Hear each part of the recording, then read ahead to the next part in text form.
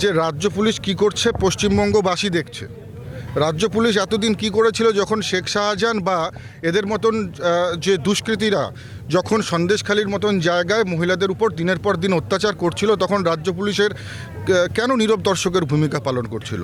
অথবা রাজ্য পুলিশের উপরে যিনি বসে আছেন তিনি কেন মিউট স্পেকটেটরের মতন বসেছিলেন? প্রশ্নটা কিন্তু এই জায়গায়। আর এই প্রশ্ন আমার শুধু একার নয়, এই প্রশ্ন সারা পশ্চিমবঙ্গবাসীর।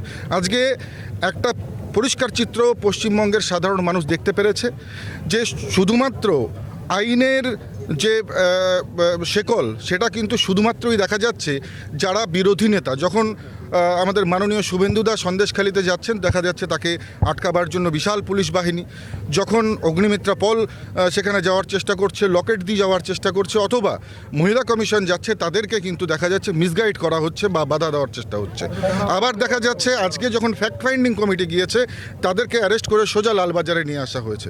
অর্থাৎ সত্য ঘটনা মানুষের সামনে যাতে না চলে আসে, সেই কারণে কিন্তু একেবারে যেটাকে বলা যায় যে মারাত্মকভাবে প্রস্তুতি নিয়ে রাজ্য সরকার